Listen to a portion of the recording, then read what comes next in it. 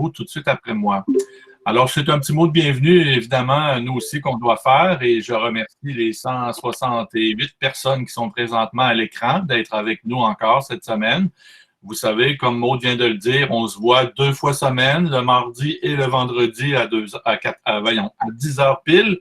Et les gens du récit sont justement en train de préparer la rencontre de mardi matin prochain, qui s'annonce tout à fait passionnante et intéressante, mais lundi, Normand et moi, on vous informera du titre précis et d'un petit descriptif. J'aimerais rappeler aussi qu'en ces temps particulièrement mouvementés, la FAYEP reçoit un nombre, disons, anormalement élevé de téléphones et de courriels de la part autant de parents, d'enseignants que de direction. Mais on veut vous rappeler des petites choses bien simples, de passer du temps pour vous organiser. On a quand même beaucoup d'écoles qui nous disent que le lundi matin, là, la direction de l'école rencontre toute son équipe pour planifier la semaine. Okay, alors, ça montre un peu le leadership de la direction d'école dans tout ça. Un autre point qu'on nous dit aussi et qu'on vous demande de faire, c'est de garder des traces de tout ce que vous faites dans une semaine et de ce que vos enseignants font aussi. Je prends l'exemple des fameux plans de travail que vous envoyez probablement aux écoles. Et je terminerai avec ce que notre directrice générale ici à la FAYEP nous rappelle tout le temps. Si vous faites des services à distance, n'oubliez pas de les faire de grande qualité. Vous savez, on a des parents qui nous observent, qui nous questionnent, alors n'hésitez pas à utiliser là, à faire en sorte que vos services à distance sont de grande qualité. Alors sur ça, je cède la parole à mon cher collègue du secondaire, Normand Brodeur. Normand, à toi. Oui, bonjour tout le monde. À mon tour de vous saluer à cette fin de deuxième semaine là, où les écoles sont fermées. On sait que ça va se prolonger jusqu'au 1er mai. Le ministre a réagi. D'ailleurs, il a envoyé une lettre à toutes les directions d'établissement hier pour préciser la situation. Les premières semaines, certaines écoles ont emboîté le pas, ont déjà fourni des plans de travail, ont accompagné des élèves. Ce n'est pas le cas de toutes les écoles, celles qui l'ont fait se sont organisées. Parfait, tant mieux. Les autres, vous êtes invités. Le ministre nous invite à emboîter le pas dès lundi prochain.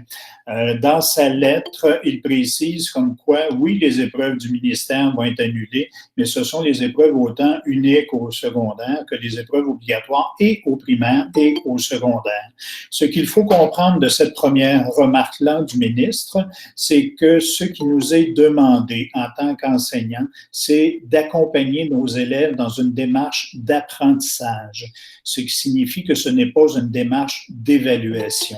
Le ministre a bien précisé comme quoi les nouveaux apprentissages ne pourront pas être évalués. Donc, ça vient d'enlever toute l'anxiété qu'il pourrait y avoir, autant chez des enseignants que chez des élèves, à savoir, est-ce que je dois absolument tout faire pour réussir? On s'inscrit dans une démarche d'apprentissage pour rassurer nos élèves, rassurer les parents. Il y a toujours un dosage qui est important, évidemment. Donc, on en a parlé. Vous pouvez regarder les visios précédentes. Faites attention pour ne pas surcharger les élèves et faire attention à la relation que vous établissez avec eux. C'est la base de l'enseignement, la relation. Et il y a des élèves en particulier qu'il faut encadrer, qu'il faut rejoindre. Je pense à tous nos élèves qui ont des plans d'intervention, problèmes d'apprentissage, problèmes de comportement, mais aussi notre tiers faible. On entend plusieurs initiatives qui ont été faites dans nos écoles. Exemple, des écoles, je vais parler pour le secondaire puisque c'est le secteur que je dirige, mais des enseignants qui se regroupent ensemble pour se partager justement ce suivi-là à faire auprès de ces élèves qui sont plus à risque. On a des professionnels dans nos écoles, orthopédagogues et compagnie, éducateurs spécialisés. C'est une façon, effectivement, là, de bien accompagner ces jeunes-là.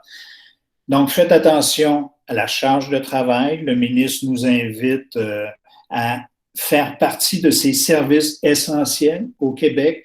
Nous avons tous des familles, des enfants à la maison, mais le Québec au complet a des familles et des enfants à la maison. En enseignement, nous ne faisons pas exception à la règle. Ça fait partie de l'effort qui est demandé au Québec. Comme autre effort, je vous demanderai d'être vigilant sur les réseaux sociaux. Les messages qui peuvent être diffusés, j'en appelle à l'éthique professionnelle. De lire des messages où on peut constater que des personnes sont contentes d'être en vacances pour peinturer leur maison, c'est rien pour aider la valorisation de la profession enseignante.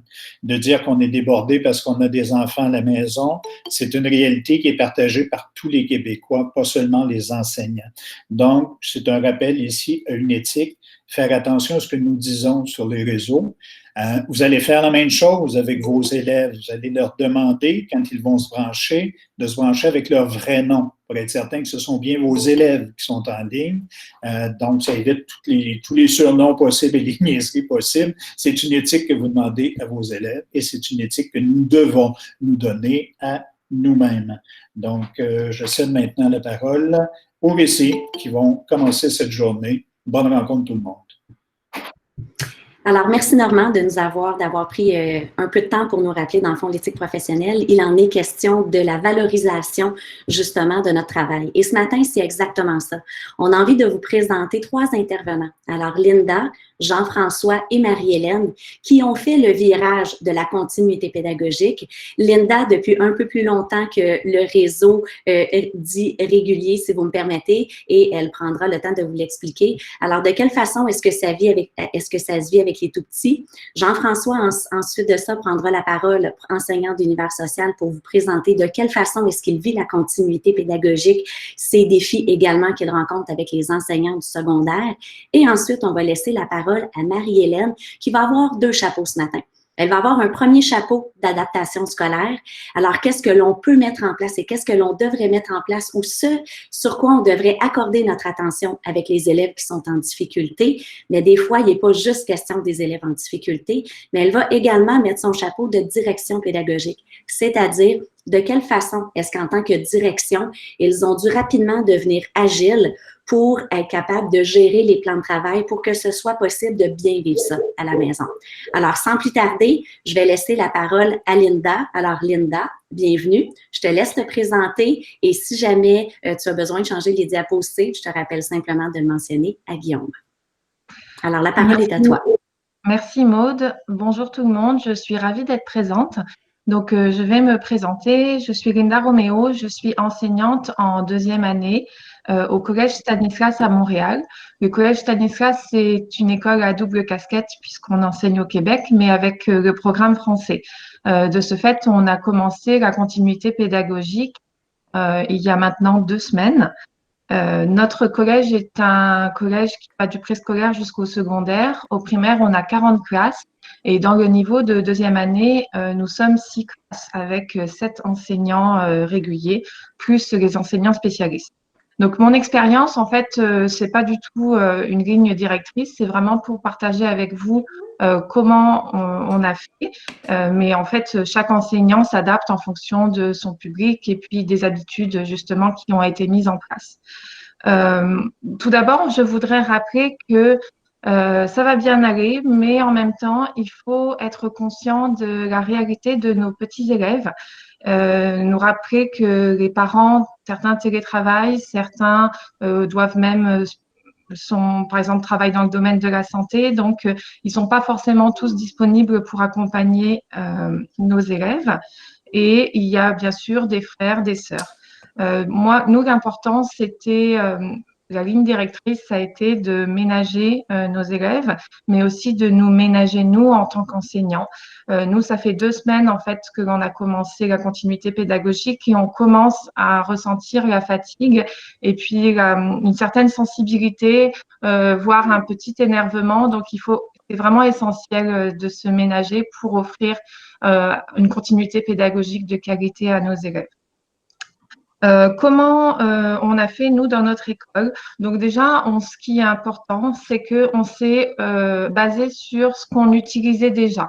On ne voulait pas tout réinventer parce que les parents ont des habitudes et puis nous, en tant qu'enseignants, on a des habitudes. Donc, par exemple, moi, j'ai un blog où les parents peuvent se connecter. Donc, comme plateforme d'apprentissage, je me suis servi du blog où tous les jours, en fait, je poste des petites informations et le plan de travail. On a mis en place un plan de travail à la semaine parce que pour les parents, c'est beaucoup plus facile pour s'organiser. Et puis, certains peuvent aller imprimer, s'ils n'ont pas d'imprimante à la maison, peuvent aller imprimer où ils le souhaitent.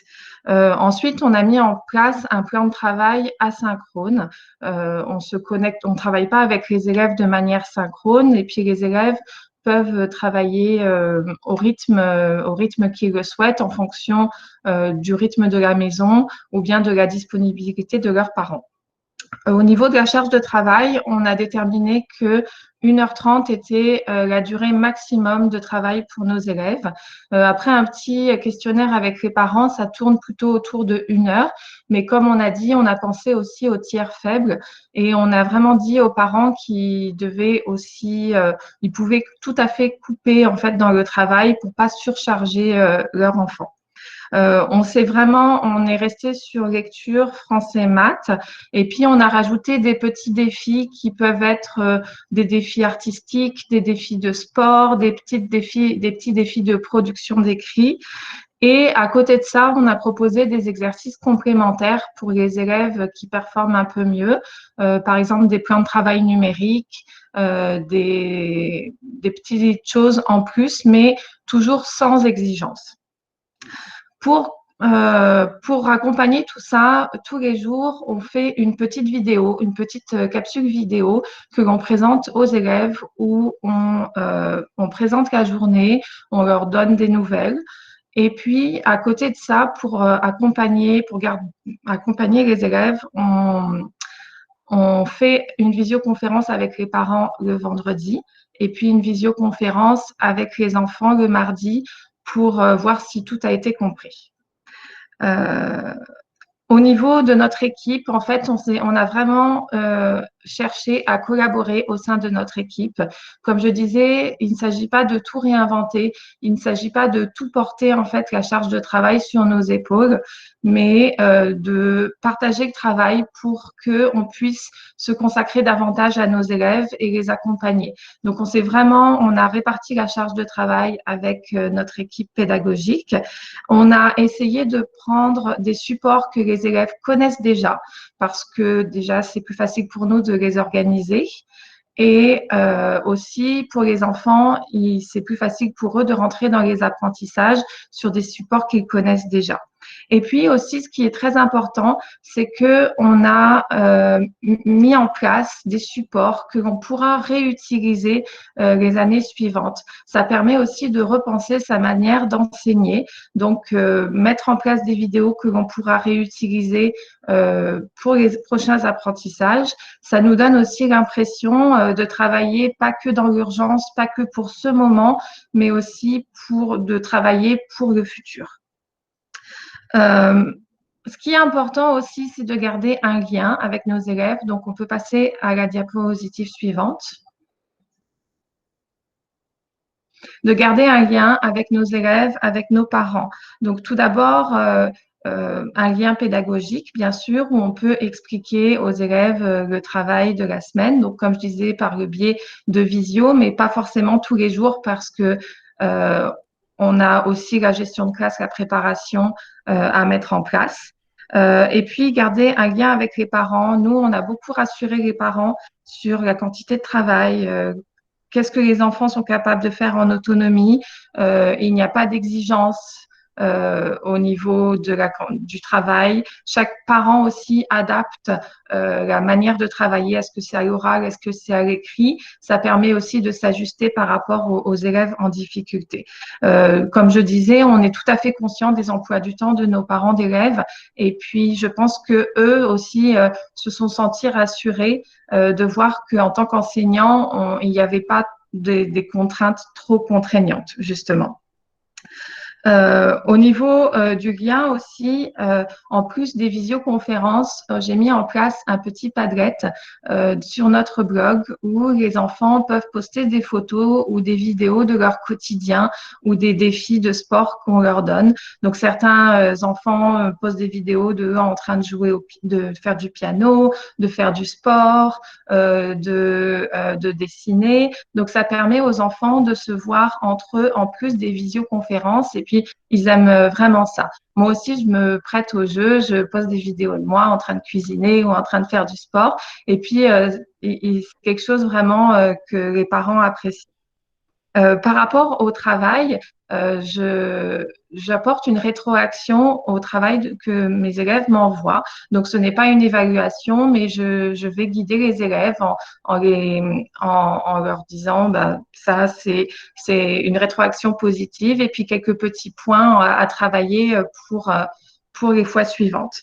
Bien, on n'apporte pas de jugement de valeur, justement. La rétroaction, ça permet de guider les élèves pour qu'ils s'améliorent pour les fois suivantes. Je regarde. Oui, il y a toujours les petits défis de lien. Et puis, ça permet aussi, la rétroaction, ça permet de rassurer les enfants. Et puis, comme vous voyez sur la présentation, la rétroaction, soit je la fais de manière synchrone ou alors je la fais de manière asynchrone. Je m'enregistre avec des petites vidéos que je poste en non répertorié sur YouTube. Et puis ensuite, j'envoie la vidéo à mes élèves.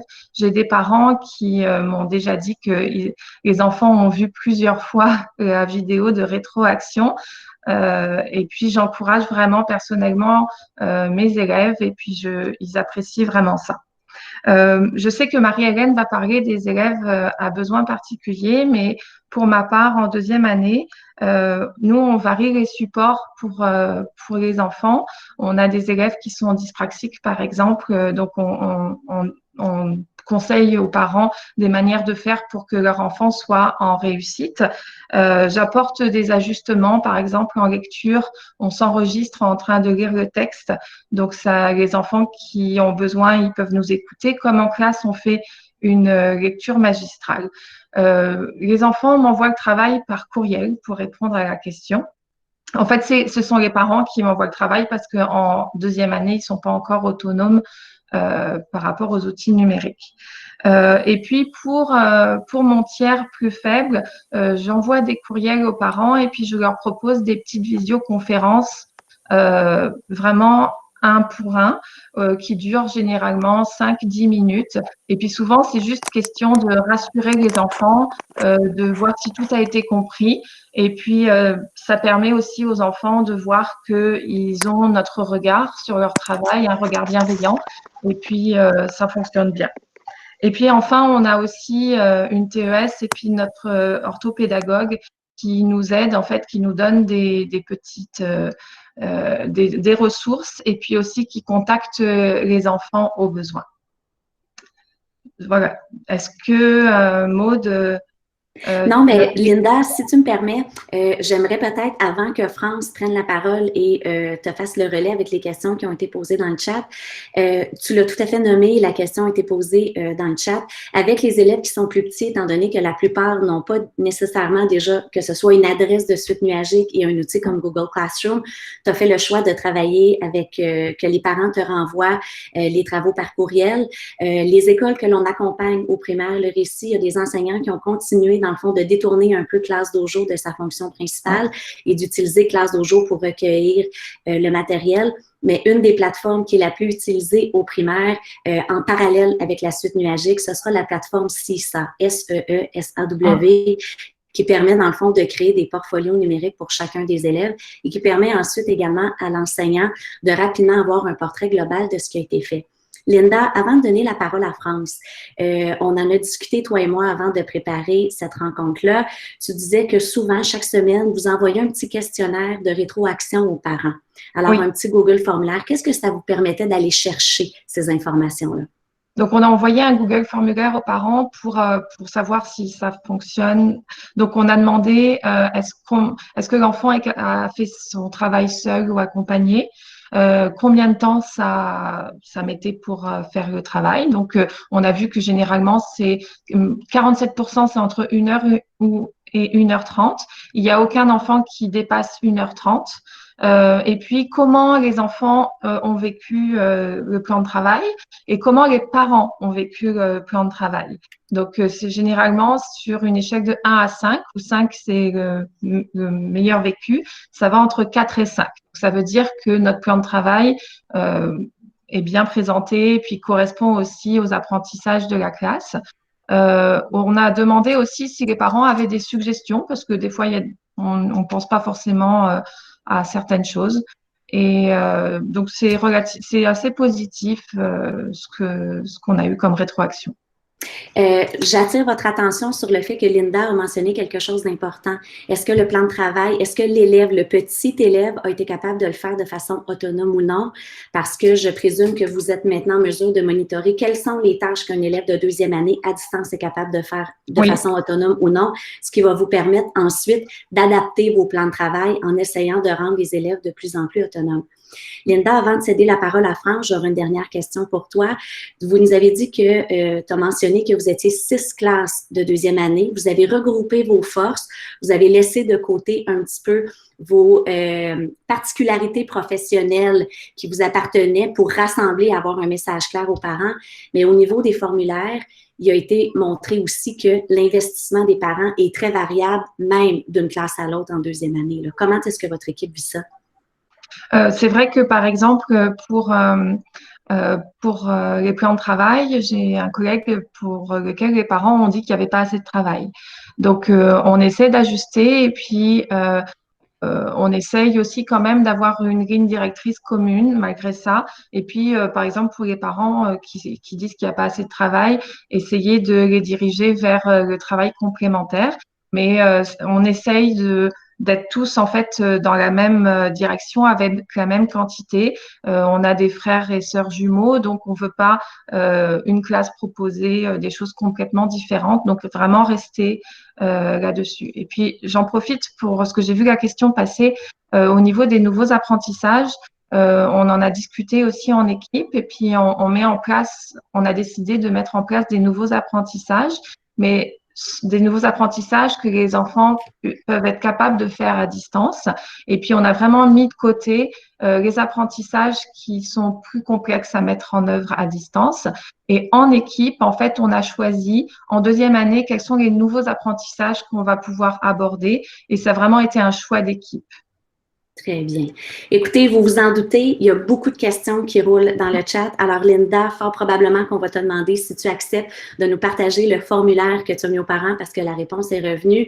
Ce récit en direct d'aujourd'hui sera certainement un peu plus long parce qu'on a 3 personnes qui ont des choses à vous dire et on voit que ça répond à un besoin.